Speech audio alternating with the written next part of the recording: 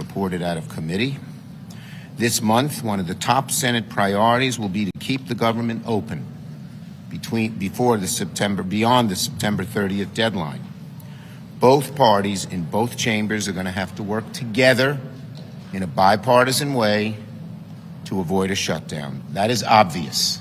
It may not be obvious to 30 crazy people in the far right of the Republican House, but it's obvious to everyone else. They can't just have it their way. I implore my Republican colleagues to follow our lead. Recognize that time is short to keep the government open. The only way to avoid a shutdown is through bipartisanship. Another priority over here this week will be AI. Tomorrow will be one of our first of several AI Insight forums. My colleagues, Senators Heinrich, Rounds, and Young, will join me in the first of a series of AI forums to bring leaders from inside and outside the industry to debate Congress's role in regulating AI. We'll have a balanced and diverse group at the table, not just those from tech, but AI experts and ethicists who spent years researching and advancing the technology. We'll have organizations representing labor and civil rights, the world of academia, defense, and so much more. So in terms of the people who are going to be critical of the big companies, it's not just some folks from the outside.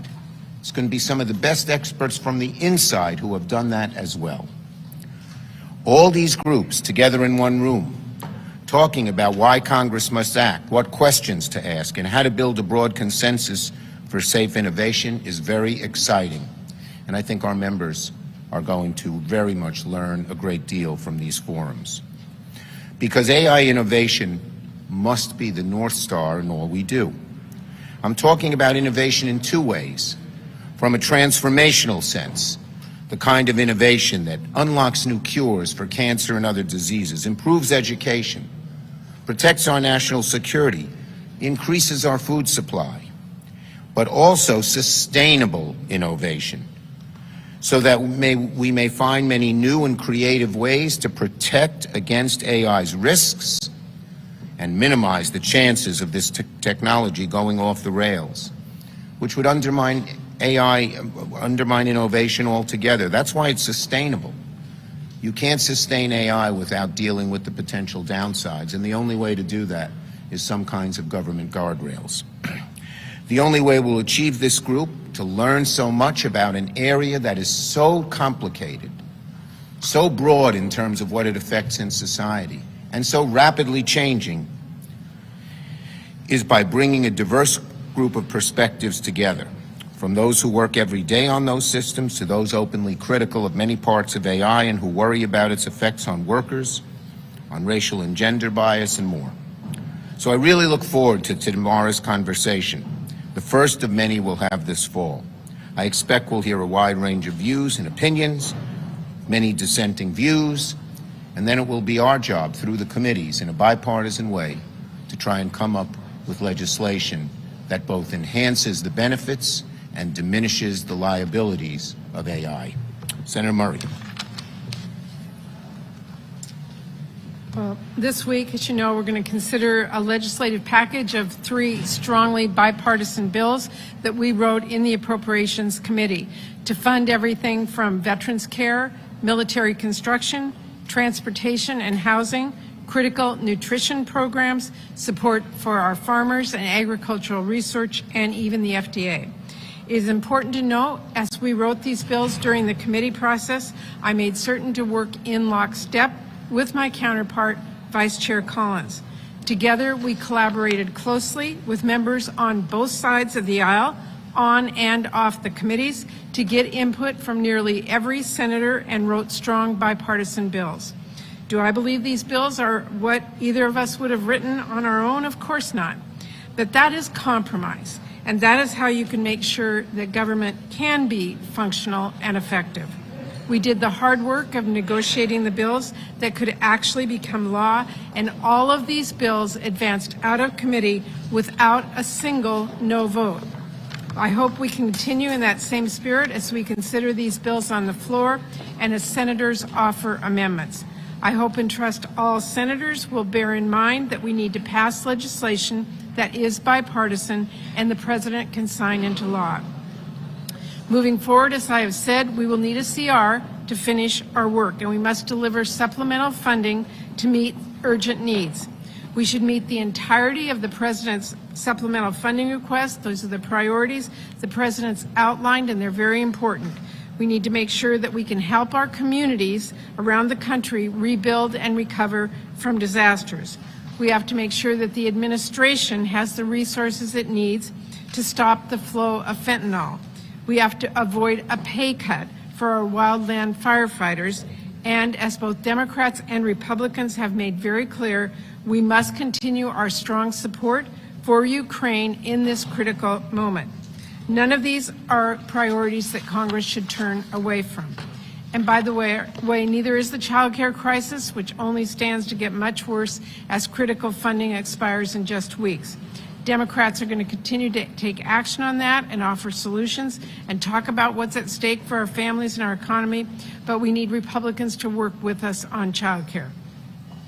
Now, as for what the next few weeks have in store, I can't predict or control what a Republican House majority will choose to do, but here in the Senate, we can do our jobs. There cannot be a crisis or a standoff every time we need to fund the government. The American people do not want chaos or drama from Congress. They want us to find reliable funding for the food safety inspectors who make sure that their dinner is safe to eat. They want to make sure that the air traffic controllers who make sure they can get to where they want to go safely, can do so safely and on time. And they want to make sure that the VA doctors and the staff who work to get our veterans the very best care they deserve have the ability to do that. It is really that simple. So I'm focused on the work ahead in bipartisanship with our Senate Republican colleagues, and I hope the Republican House majority will follow our example. Senator Heinrich, who's done a great job working with us on our AI forum.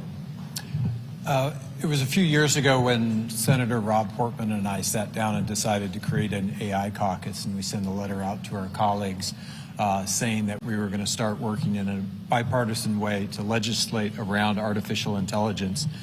And I think it's safe to say that as we asked people to join that caucus, there was not an overwhelming response at the time.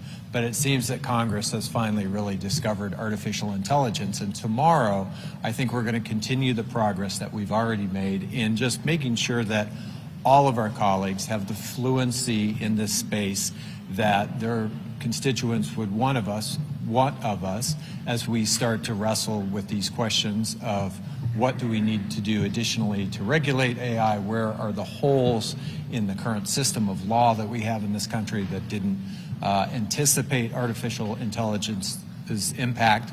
And I think it'll be a really good opportunity for us to start thinking through as a body, how do we maximize those places where AI can make a substantial positive difference in people's lives while minimizing the risks.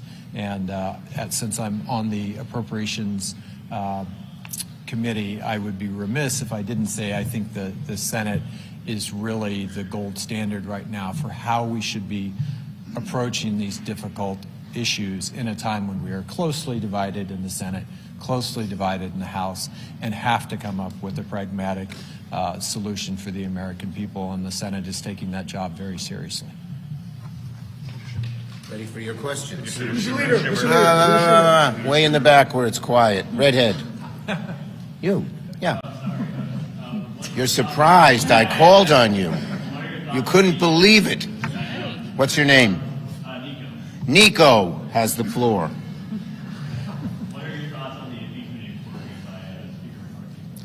I think the impeachment inquiry is absurd. The American people want us to do something that will make their lives better, not go off on these chases and witch hunts.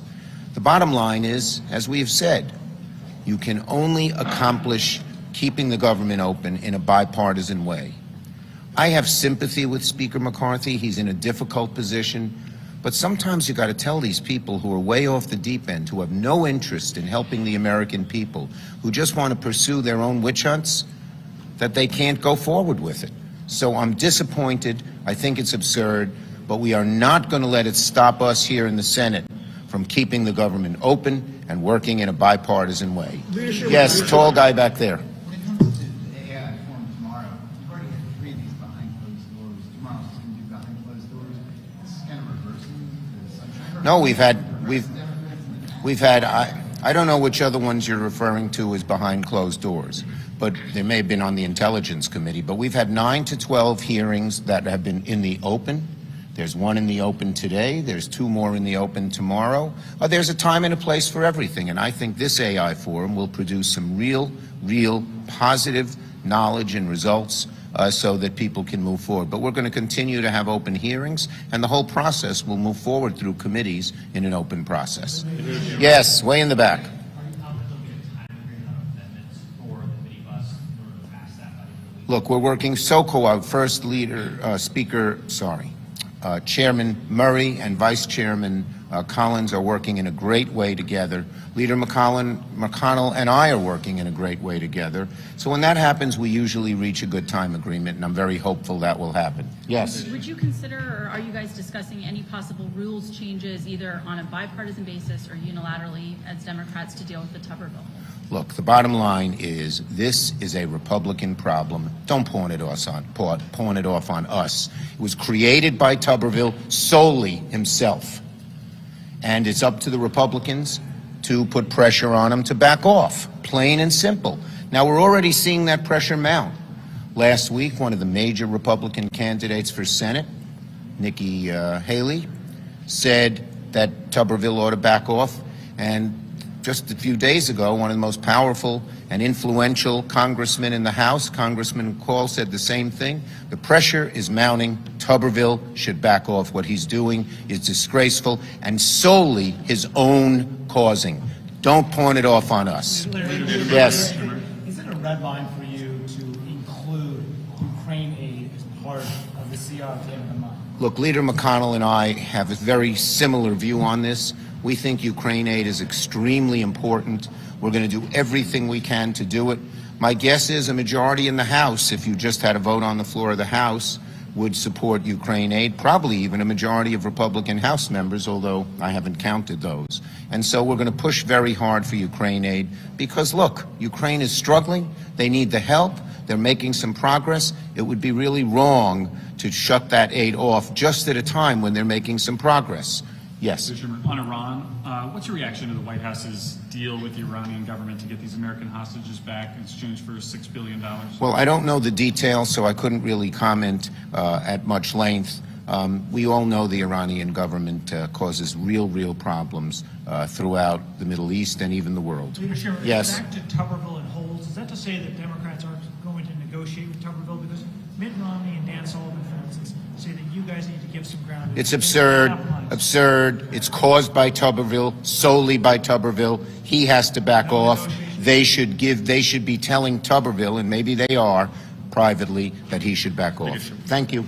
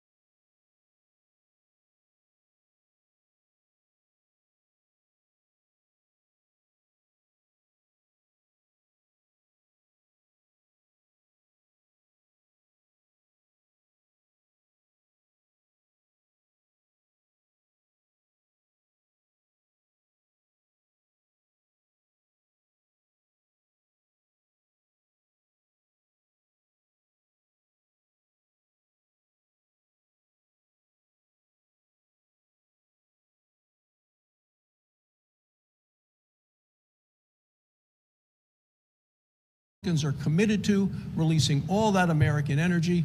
That's the way we make life more affordable for the American people. Okay, folks, you can't make this stuff up.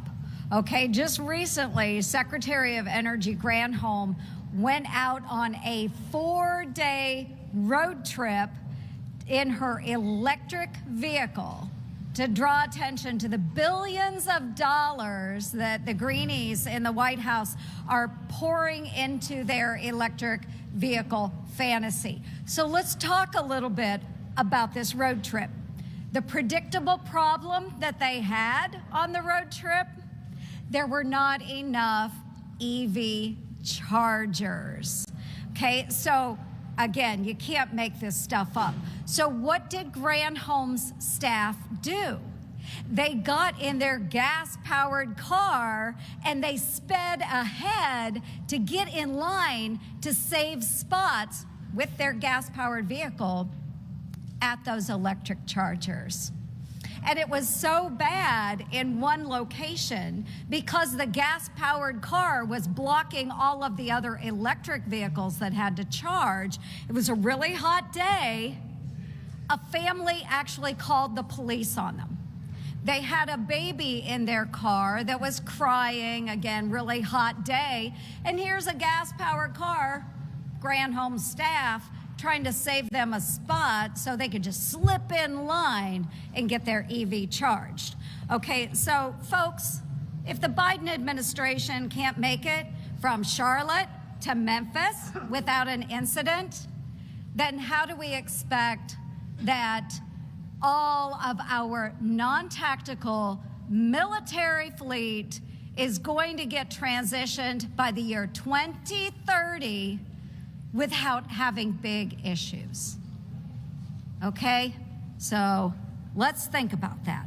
This greenie push out there for those electric vehicles, it is not realistic. We are living in an absurd world in the Joe Biden administration. So let's call it what it is, folks. It is a road to nowhere. Well, thank you. I just wanted to reinforce briefly what the leader said about the appropriations process. I'm on the Appropriations Committee. I think it bears noting that for 5 years we have not passed bills off the Senate floor. We've had omnibuses, we've had continuing resolutions, and none of those options are good for us. So I think that finally Leader Schumer has realized that this is the way, the desire of the members is to have input into the appropriations process. We passed all 12 bills out of committee. We also want to do whatever we can to avoid a shutdown or to avoid a huge omnibus bill like we had at the end of last year. Both of those options are very undesirable, and they're not fair to the country, and they're not fair to the tax-paying citizens. And lastly, open amendment process.